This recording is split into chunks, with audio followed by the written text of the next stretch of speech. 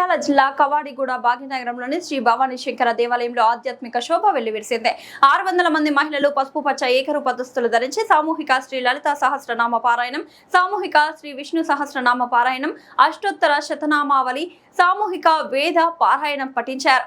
ఆధ్యాత్మిక సేవ తత్పురాలు ఎన్నో రకాల వివిధ పారాయణాలు కంఠస్థం చేసి అలవోకగా పఠిస్తూ వందలాది మంది మాతలచే చాలా పెద్ద మహత్తరమైన కార్యక్రమాలు ఒంటి చేత్తో నిర్వహిస్తున్న ఆర్ శ్రీదేవి ప్రతిభ అనన్య సామాన్యమని కార్యక్రమాల్లో పాల్గొంటున్న వారు పేర్కొన్నారు. శ్రీదేవి శతకోటి మణి ద్వీపవర్ణన పారాయణం కార్యక్రమాన్ని చేపట్టి ఇలా వివిధ దేవాలయాలలో ఆధ్యాత్మిక పరిమళాలు వెదజల్లుతున్నారు. హిందూ ధర్మ పరిరక్షణలో భాగంగా సనాతన ధర్మాన్ని కాపాడుతూ ఉచితంగా ఆధ్యాత్మిక సేవలో తరిస్తున్న శ్రీదేవిని పలువురు కొనియాడారు. ఈనాటి కార్యక్రమంలో నిర్వాహకులు ఆర్ శ్రీదేవి, ప్రముఖ సత్సంగ సభ్యురాలు ఆధ్యాత్మికవేత్త టి శ్రీదేవి, సామాజిక కార్యకర్త తౌటు రామచంద్రం, అర్చకులు ప్రసాదరావు, ప్రదీప్ శర్మ, రవి, పార్వతీశం, రామకృష్ణ పంతులు, ఆధ్యాత్మిక ప్రవచకులు డాక్టర్ సాయి శ్రీనివాస్, భక్తులు అధిక సంఖ్యలో పాల్గొన్నారు. వచ్చిన భక్తులందరికీ అన్న ప్రసాదం అందించారు.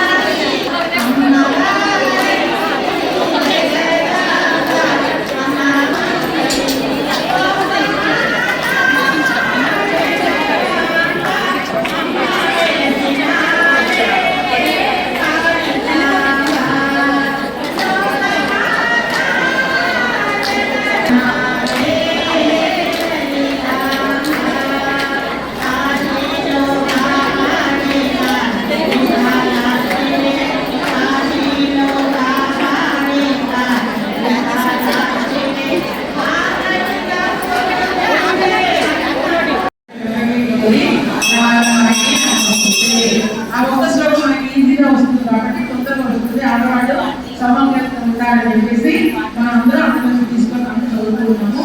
గురువులందరూ మనకి ఒకటి అవకాశం. ఓకేనా? జై లలిత మాతాకి జై.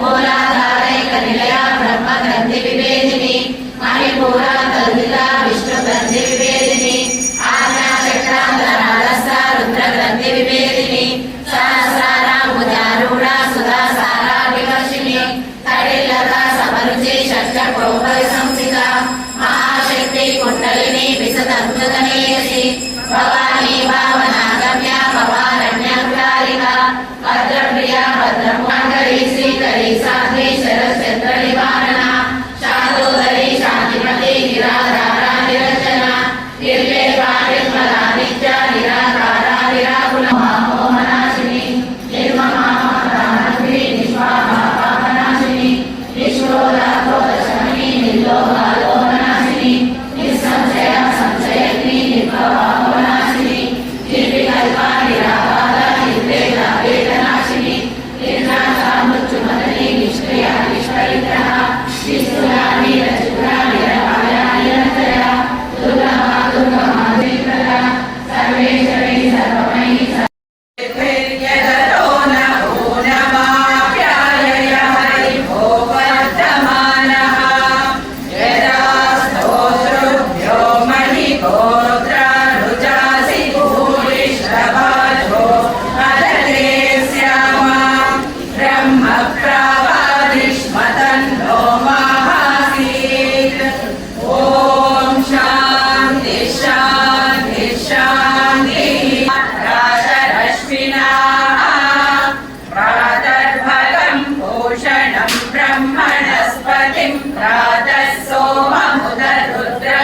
हुवेम प्रादर्जितं भगमुग्रगं हुवेम वयं पुत्रमदितेर्यो विधत्ता आद्रश्चित्यं मन्यमानस्तुरश्चिद्राजा चिद्यं भगं भक्षीद्याः भगप्रणेतर्भगसत्यराधो भगेमाद्रियमुदपदन्नः भगप्रणो जनय गोभिरश्वैर्भगप्रणृभिर्ध्रुवन्तस्याम कृते दानीं भगवन्तस्यामोदप्रभित्वपुरमध्ये अन्येव भगवागम् अस्तु देवास्तेन वयं भगवन्तस्य राय अर्वाचीनौ वसुविदं भगन्नो रथमिवाश्वावाचिनः वहन्तु अश्वावती गोमतेर्न उषासो वीरवती सरमुच्छन्तु भद्राः वसून्यावरा सङ्गच्छध्वं सम्पदध्वं सम्भोमनांसि जानताम् देवा भागै यथा पूर्वे